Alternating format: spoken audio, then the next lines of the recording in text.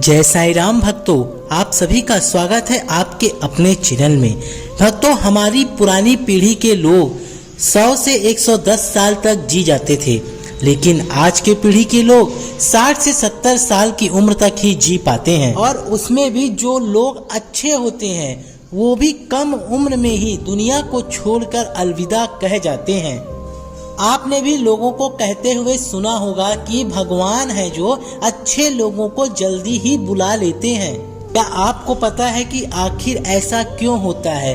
क्यों अच्छे लोग जो लोगों की भलाई करते हैं और दूसरों की तुलना में हमेशा अच्छे होते हैं और वो जल्दी से चले जाते हैं? आपने लोगों को ये भी कहते सुना होगा कि इस भले इंसान को इतनी जल्दी मृत्यु क्यों आ गई और वह दुष्ट पापी अभी तक क्यों जी रहा है। क्या सच में इसका कोई कारण है या सच में ऐसा होता है? बहुत सारे ग्रंथों में इसके बारे में बताया गया है। आज के इस वीडियो में हम इसी बात पर आप लोगों से रूबरू होने जा रहे हैं और लोगों के इस सवाल का उत्तर ढूंढने की कोशिश करेंगे। इससे पहले अगर आप लोगों ने अभी तक अपने इस चैनल को सब्सक्राइब नहीं किया है तो सब्सक्राइब कर लीजिए और नोटिफिकेशन बेल को ऑन कर लीजिए ताकि सर्वप्रथम आपको आपके चैनल के वीडियो प्राप्त हो जाएं। और साथ ही इसे आप अपने दोस्तों में जरूर शेयर करें ताकि ज्ञान और खुशियां बांटने से हमेशा बढ़ती है। गीता में भगवान श्री कृष्ण कहते हैं कि जो व्यक्ति ने जन्म लिया है उसकी मृत्यु जरूर होगी। हमारे सनातन धर्म में ये माना जाता है कि किसी व्यक्ति का जन्म से पहले ही ये तय हो जाता है कि उसका जन्म कहाँ होगा, उसके माता पिता कौन होंगे और उसका विवाह आखिर किसके साथ होगा। यहाँ तक कि ये भी लिखा होता है कि उसकी मृत्यु कहाँ और कब होगी। ये आप सभी जानते हैं और सभी धर्मों में मृत्यु को एक अटल सत्य माना गया है और जिसने भी जन्म लिया है उसे एक ना एक दिन मरना पड़ता ही है। इंसान का जीवन और मृत्यु भगवान के हाथों में होता है। आप लोगों ने एक श्लोक को सुना होगा, जितनी चाबी भरी राम ने उतना चले खिलौना। हम लोग वो खिलौना है जिसकी चाबी भगवान के हाथों में होती है और उसके इच्छा से ही हम आगे पीछे और हर कर्म को करते हैं।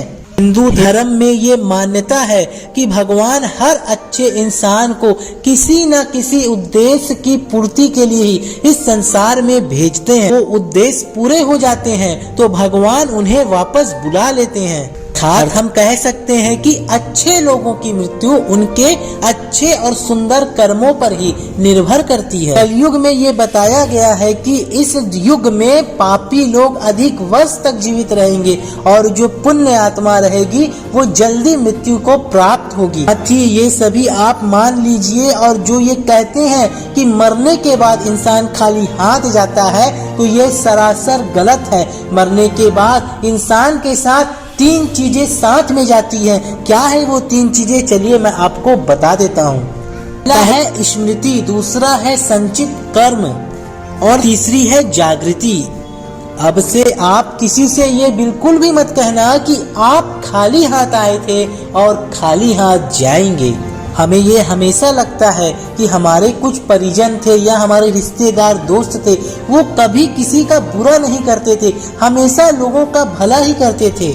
फिर भी भगवान ने उन्हें इतनी जल्दी आखिर अपने पास क्यों बुला लिया, ये सवाल हमेशा हमारे दिमाग में चलता ही रहता है। उन्हें तो अपने कर्मों के हिसाब से ज्यादा जीना चाहिए था, तो भगवान ने आखिर ऐसा क्यों किया?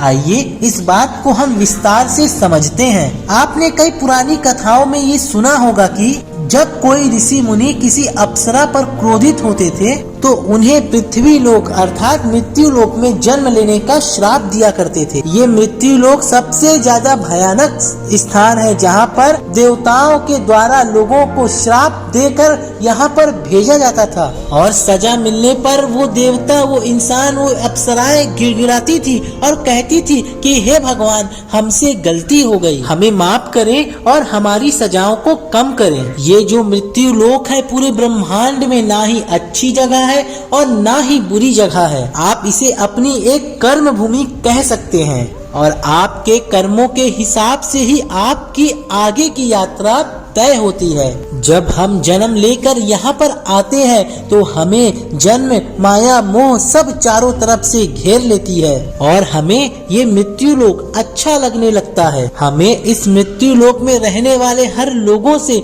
मोह माया हो जाती है। हम इस मृत्यु लोक को छोड़कर नहीं जाना चाहते हैं और हमारा कोई साथी इस मृत्यु लोक को छोड़कर चला जाता है और हमें बहुत ही ज्यादा शोक होता है। जब किसी इंसान की मृत्यु होती है तो उसकी जीवात्मा यमराज के पास जाती है और वहाँ उसके कर्मों का लेखा जोखा होता है। वहाँ ये देखा जाता है कि उस जीवात्मा ने अच्छे कर्म किए हैं या बुरे कर्म किए हैं। यदि किसी आत्मा ने मृत्यु लोक में बहुत ही गंदे कर्म किए हैं, किसी को लूटा है, मारा है या किसी को सताया है, तो उसे अगले जन्म में उन सभी के साथ हिसाब को चुकता करना पड़ता है और उसी कारण उस जीवात्मा को लंबा जीवन काल मिलता है। और यदि किसी जीवात्मा ने अच्छे कर्म किए हैं तो उसे अगले जन्म में कम सांसें दी जाती हैं। कई लोग कहते हैं कि अच्छे काम करने वाले इंसान को लंबा जीवन देना चाहिए और बुरे कर्म करने वालों को कम जीवन देना चाहिए, क्योंकि भगवान ने जो व्यवस्था बनाई है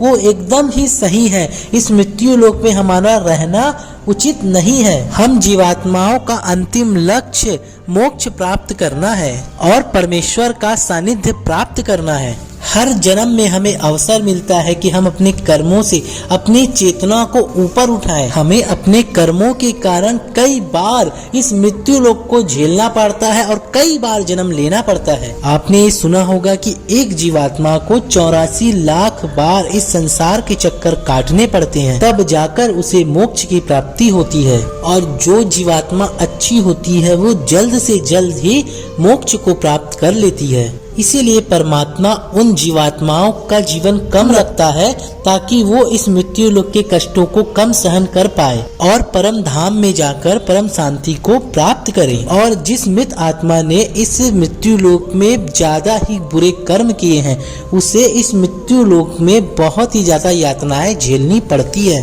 और कई जन्मों और हजारों यातनाएं के बाद ही उसकी आत्मा पवित्र होती है, तब जाकर उसे परम धाम की प्राप्ति होती है। दूसरी बात यह है कि हमारा इस मृत्यु लोक में जन्म किसी न किसी उद्देश्य से ही होता है और जब वह उद्देश्य पूरा हो जाता है तो भगवान हमें वापस बुला लेते हैं। ऐसा बिल्कुल नहीं है कि सभी लंबा जीवन जीने वाले लोगों ने पूर्व जन्म में अच्छे काम किए हों, लेकिन अगर वह अभी जीवित है तो उनका मतलब है कि उनके जीवन का उद्देश्य अभी तक पूरा नहीं हुआ है। मित्रों, आप समझ गए होंगे कि अच्छे लोगों की मृत्यु जल्दी क्यों हो जाती है और हमारे जितने भी दर्शक हैं जिनकी मृत्यु जल्दी हो गई है वो एक पवित्र आत्मा थी। इतने दिनों तक ही हमें उनका सानिध्य प्राप्त हुआ और वह हमारा सौभाग्य था। उनकी मृत्यु के बाद हमें प्रार्थना करनी चाहिए कि उनकी आत्मा जल्द से जल्द परम धाम को प्राप्त करे और परम शांति और परम आनंद को प्राप्त करे।